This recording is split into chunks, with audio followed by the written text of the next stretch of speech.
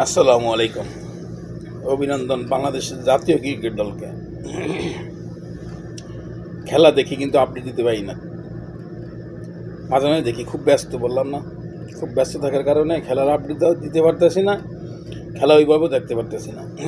আজকে টি-20 ম্যাচটা একেবারেই ঠান্ডা মাথায় দেখছি, এবং আমি দেখছি ইনশাল্লাহ জয়লাভ করছে বাংলাদেশ। প্রথম ম্যাচই কুপকাত, সাবাস বাংলাদেশ, সাবাস। তাও আবার টি-20 ম্যাচ নিউজিল্যান্ডের মতন দলের লাগে। ওখানে আবার ওয়ানডে সিরিজও জয়লাভ করছে। দারুণ একটা সময় বাংলাদেশে এখন কাটতেছে, সুন্দর একটা মুহূর্ত, দারুণ একটা সময় কাটতেছে। সে সাথে আমরা যারা খেলাপ্রেমী আছি তাদের একটা ভালো মুহূর্ত, ভালো একটা মানসিকতা ভালো যাইতে আছে। আল্লাহ না করে যদি কোনো মতে ঠকে, তাহলে যে কী অবস্থা রইব, এটা বাংলাদেশের চিরাচরিত অভ্যাস। এটা খেলোয়াড়দেরকে এখন হয়ে গেছে, মানায় নিতে পারছে। আমরা যারা খেলাপ্রেমী আছি এরও এখন মানায় নিতে পারছি। খারাপ খেলবো, দুই সাইডটা বকা মেশামে দিয়া মনের ক্ষোভ মিডিয়ার সামনে যাইয়া খালাস শেষ। যাক, তারপর সর্বোপরি কথা হইল অভিনন্দন বাংলাদেশ জাতীয় দলকে, জাতীয় টিমকে, ক্রিকেট দলকে, বিশেষ করে হৃদয় আর কি, তবে তাহিদ হৃদয় দুর্দান্ত একটা ম্যাচ উপহার দিছে। টি-20তে এরকম ম্যাচই প্রয়োজন। সাথে ইমন আইসে একটা জড়কাপ খেলা দেখাইছে।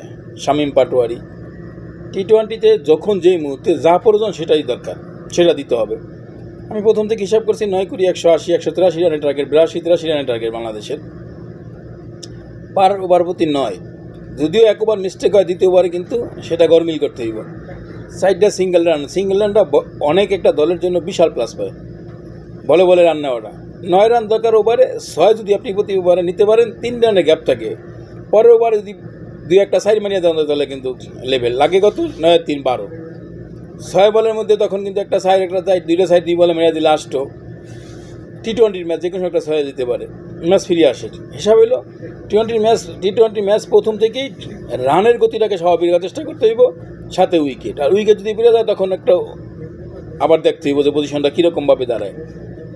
যাই হোক, আজকে বাংলাদেশ দুর্দান্ত একটা ম্যাচ উপহার দিছে বাংলাদেশ জনগণকে, বাংলাদেশ খেলাপ্রেমী যারা, তাদেরকে দুর্দান্ত। যারা আজকে টিকিট দিয়া এত কষ্ট করে টিকিট খাইতে, এত সময় লম্বা সময় ব্যয় করে খেলা দেখছে, তারা আজকে সার্থক।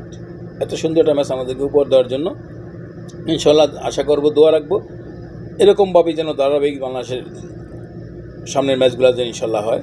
কারণ ওয়ানডে সিরিজ জয়লাভ করছি,